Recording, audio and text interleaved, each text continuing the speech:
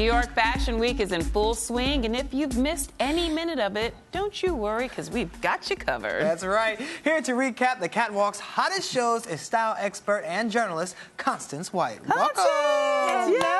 Bonjour. Bonjour. Show week. That's right. A little French for Fashion Week. Yeah. So let's talk about some of the big trends you're seeing on the runway this season. Yes, so far, I love the colors. There's some really soft colors, azure blues, interesting greens, and some pretty corals. But what's really surprising is black. We're also seeing quite a bit of black. Really? Yes. Why do you think that is? Because it's so utilitarian? I think so. I think in some ways you can't get away from it, and it feels very fresh. And black's been around for probably going on a year and a half at least, where it's been big with black and white. Yes, that's true. Right? And then last season, last spring, and moving into the fall, black and white is still strong, and then it's being paired with neutrals. So this seems sort of a good segue into now full black. And I always like when the designers think about the customer, or it seems like they're thinking about the customer, where, you know, you're not doing this turn 360 from your wardrobe. I know, yeah. Yeah, like you have things the that can pendulum work swing isn't so very wild and dramatic. right. Yeah. And you can work what you had from last season that you bought with what's coming up. Always important. What about Yes. surprises? Have you any shows surprised you, especially some of the veterans? You know, I was really surprised, Shannon, pleasantly surprised by Carolina Herrera. Ooh. Yes, and Tracy Reese. Yes. Now, They why both were you had surprised surprising what they shows. did? In the case of Carolina, she really, after more than 40 years in business, had a refresh. The collection was right on point. It was hip, it was cool, but still with her elegance, the elegance you expect from Carolina Herrera when she's particularly dressing the socialites and the stars on the runway. And it was really seamless. She really hit it out of the park, I think, with this collection. Ooh, look at beautiful. that. Oh, my Right? goodness. That off-the-shoulder number is exquisite. With these How gowns. gorgeous is this? Okay, so these are destined to be on the red carpet, right? Dressed in red Yes. carpet. And There's in a tour, of course, there. our wardrobes, I hope. Yes, yes. Now, Right, really beautiful. And Tracy Reese. we were both at the Tracy Reese Yes. show. I mean, she opened the show with dancers that emerged from the audience, so that was a the huge flash surprise. mob, right? That was a surprise. Right. All of a sudden, There someone was sitting one, I next think, to you. three seats away from you, right? And all of a sudden, it's like, whoa, out of But nowhere. But I thought it was one of her most sort of cohesive and, I don't know, one of her best collections in years. What do you think? It was really a collection in which she showed her signature and she moved forward.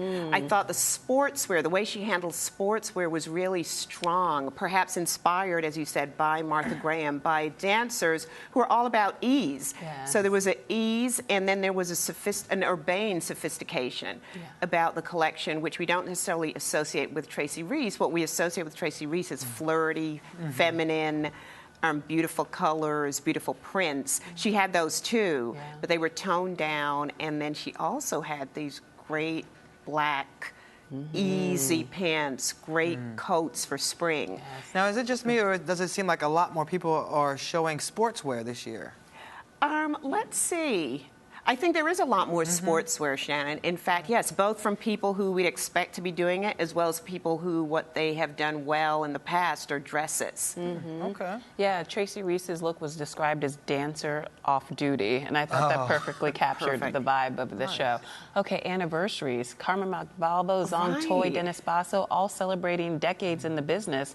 Talk to us lot. about what we can expect or what they've been doing in honor of these their anniversaries. Yes. What people have been doing is, A, making note of it, and B, having these really extravagant, but not in a bad way, shows to really mark their anniversaries. They've been taking some of their classic looks, reworking them and putting them on the runway, making sure that all their supporters from years past are there, and doing bigger shows than they might normally do. Case in point, Carmen Montalvo. Often has had a very select show, very low key. You can rely on editors being there, the core editors, Vanessa Williams being there. But this time he went up to Lincoln Center, took a really big space, and had hundreds of people there. And I was really happy for him. It was wonderful. He pulled out all the stops, didn't he? Now, I know you've been going to a lot of shows. It's been nonstop, but please tell us, what has been your favorite show so far? Yeah. Oh, my goodness. I would say, I think my favorite show would have to be, so far, is the Polo Ralph Lauren show last night at Central Park. Yeah, the 4D show, The 4D show. What was that like up close? Phenomenal. It was phenomenal. I was standing probably 2 feet, if not 1 foot away from Ralph, so I had a really good view of what was going on. And the water was calm. If you can picture the water in front of you, just calm. And then all of a sudden, from the depths of the ocean, well, the ocean in Central Park, arises this 4D holographic looking thing, and then the models start walking toward you as if walking on water. Wow. It was truly spectacular. You know, Ralph Lauren really lived up to his name and his reputation as being a designer's dream of a marketer. And when I heard that we were going to a show in Central Park, like, okay, that's all you need in the middle of a show week, right? It's a schlep into Central Park.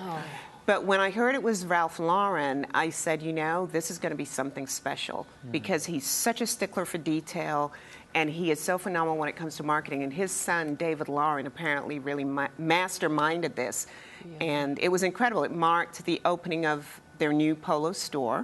Their flagship. Their flagship store. So it was worth the trip, right? It was very much worth the trip. People are going to be talking about this for years. Okay, so you're going to come back later in the week and discuss more fashion with us, right? I would love to. Okay, well, we will see you soon. All right, Shannon. Thank you so much for that wrap up. Happy Fashion Week. All right, we'll be right back with more Rise Entertainment 360.